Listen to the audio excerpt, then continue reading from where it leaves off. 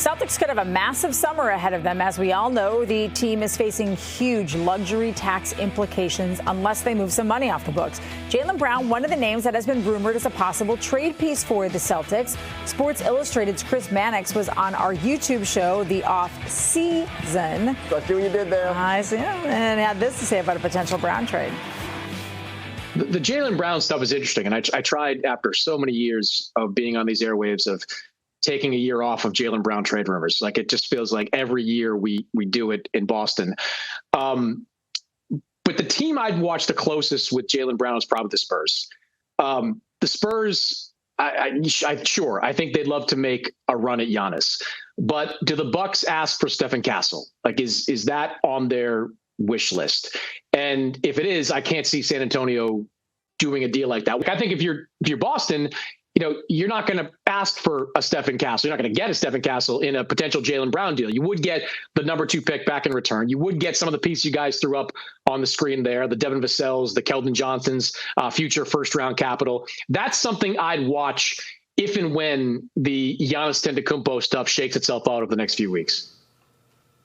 All right, this is where we kick off the Daily Threat. We got Giles back. We still have Curran. We also welcome in our Celtics insider, Chris Forsberg. Chris, you were on the off-season podcast with Chris Mannix. What did you think when he mentioned that trade? So it springboarded off. We were thinking about ideas for Giannis, and one of the obvious landing spots there is potentially with the Spurs with that same package, right? But if they were either leery of his age, if the Bucks just didn't want to move off Giannis, would they be willing to put the same sort of package on the table for Jaylen Brown, and would the Celtics be interested? I go back and forth.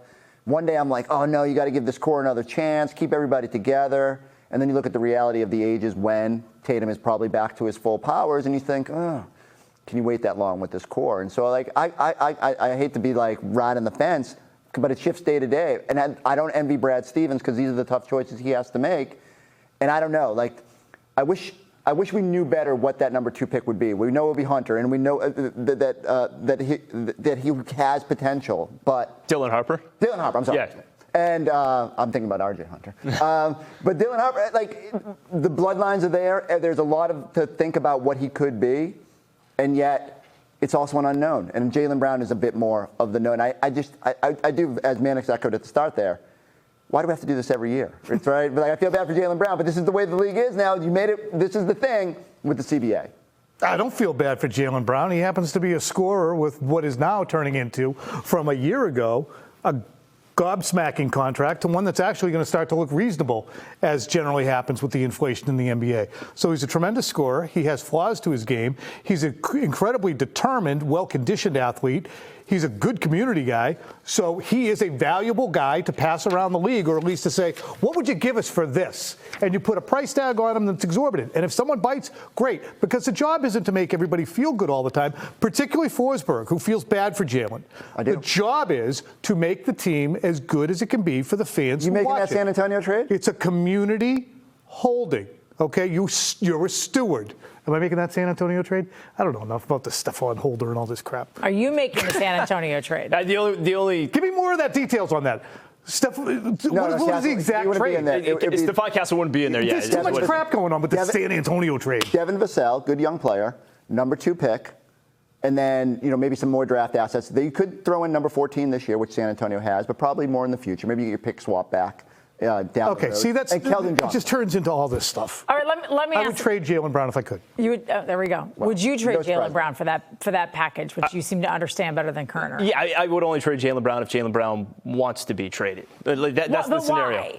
Why should it be up to him? Shouldn't, at the end of the day, to Curran's point, not that it's a community holding, but he's not the boss of the team. Like, if Brad Stevens thinks what's best for the team is to move on, and you're going to get some big pieces, and maybe if you get those pieces and they're young, you may not be all that good next year, so you may get another high draft pick just by virtue of not being all that great next year, and you may set yourself up with 2 really good young players for when Jason Tatum comes back. I do think there's a risk in the number 2 overall pick. Like, that's the thing that you're kind of connecting to this trade, is that the number 2 overall pick has to work out. And that feels like it's going to be Dylan Harper out of Rutgers.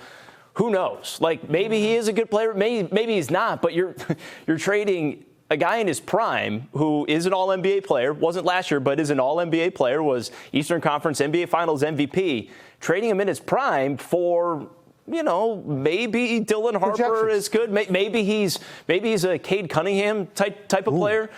Yeah, I love Cade Cunningham, a little bit but there. you're trading him for projections. Here's the interesting thing, too, that I would take minor exception with my great friend Chris Forsberg on.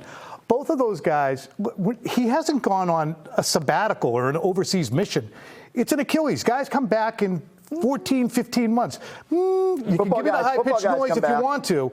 He will be back. He will be fine. Nobody's going to be decrepit by the time they come back. So that argues to the fact that you keep these two guys together. He's going to be gone. He'll be back in the blink of an eye, relatively speaking, over the course of his career. So I would argue that, look, if you really want Brad Stevens and the rest of Celtics ownership to keep these two as a Batman and Robin until they're 32 or 33, like Bird and McHale and Parrish, latter day, you can do it. You don't have to sweat it. Yeah, you do have other options. You could trade Derek White, which we would all dislike as well, but also Drew Holiday, Chris. You can't make that noise about every guy getting traded. The same noise you were making about Marcus Smart, and oh no, there goes Grant Williams. Hey, would have driven him to the airport. Robert Williams. And Bobby Williams and Marcus Smart. You were sad about Grant too. Oh God, no. You're sad about all of them.